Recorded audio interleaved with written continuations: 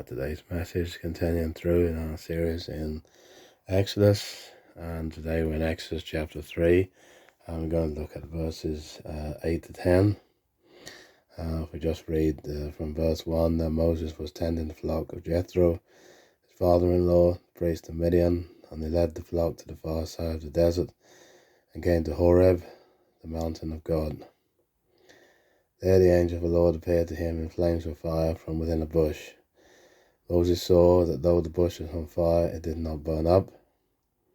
So Moses thought, I will go over and see this strange sight, why the bush does not burn up.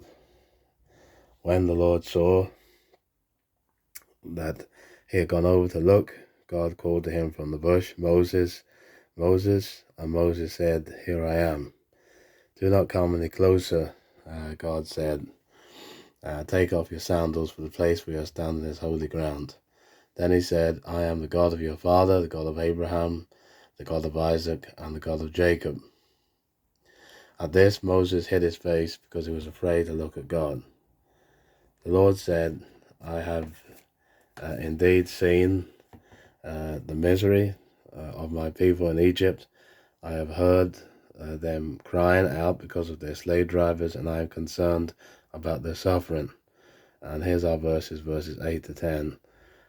So now I've come down to rescue them from the hand of the Egyptians, to bring them up out of that land into a good and spacious land, a land flowing with milk and honey, the home of the Canaanites, Hittites, Amorites, Perizzites, Hivites, and Jebusites. And now the cry of the Israelites has reached me, and I have seen the way the Egyptians are oppressing them. So now go, I am sending you to Pharaoh to bring my people, the Israelites, out of Egypt.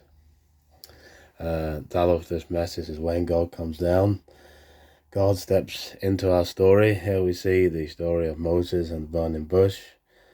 Sometimes we might have felt stuck, as if life isn't moving forward, or your pain has gone unnoticed. This is where Israel was enslaved in Egypt.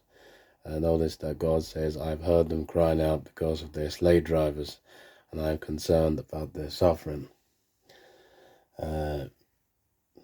God says, I have come down to deliver them. This is more than a rescue story, it's a revelation. God is not distant or indifferent. He actually has come down. At verse 8, I've come down to rescue them from the hand of the Egyptians.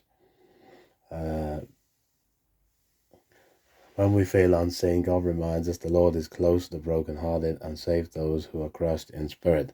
Psalm 34, verse 18. Even if you're not sure what you believe about God, this verse invites you to consider there may be someone who actually sees and responds to human pain. In verse 9, we see that God sees and cares. Now, therefore, behold, the cry of the Israel has come to me. The cries of the oppressed reached heaven. And that's very powerful. Sometimes we wonder if our prayers or tears matter, but here God says, I hear you. David once wrote, you keep track of all my sorrows, you have collected all my tears in your bottle. For those of faith, that's a comforting truth, and for those still exploring, it's a signpost pointing toward meaning, that suffering is not meaningless. There is a response to it, and that is divine compassion. Psalm 94 verse 9 says, he who formed the eye, shall he not see? God not only sees, he feels and he acts. Then of course we focused on verse 8. God said, I'm coming down, and I have come down to rescue them, to bring them into land as good and spacious, a land flowing with milk and honey. God doesn't just sympathize from afar. He steps in, and of course in the message of the Bible, this reaches its fulfillment in Jesus Christ, who literally came down to bring freedom to all people. Verse 8, I've come down to rescue them from the hand of the Egyptians. John chapter 1 verse 14 says, the Word became flesh and dwelt amongst us. Luke 4 verse 18 says, the Spirit of the Lord is upon me, because he has anointed me to preach the good news to the poor and to set the oppressed free. Even for someone not yet following Jesus, there's a universal principle here. The love isn't passive. Real compassion shows up. Real transformation happens when we come down from our comfort zones to help others. And then verse 10, finally, God's plan involves people. We see verse 10, so now go, I am sending you, that is Moses, to Pharaoh to bring my people, the Israelites, out of Egypt. God could have freed Israel by himself, but he chose to work through a person, and that's how God moves today, through ordinary people who say yes, who will go for us. And then, of course, Isaiah 6, verse 8, Isaiah said, here I am, send me. Ephesians 2, verse 10 says, we are God's workmanship, created in Christ Jesus for good works. Maybe or Egypt, as we see here, bring my people out of Egypt, the misery in Egypt. Maybe or Egypt isn't a nation, but a situation, a workplace, a relationship, or an inner struggle.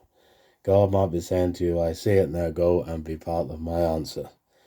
You don't need to be perfect to be called. Moses wasn't. You just need to be willing. And so let's remember God said, verse 8, I will have come down to rescue them from the hand of the Egyptians. Thank you for listening.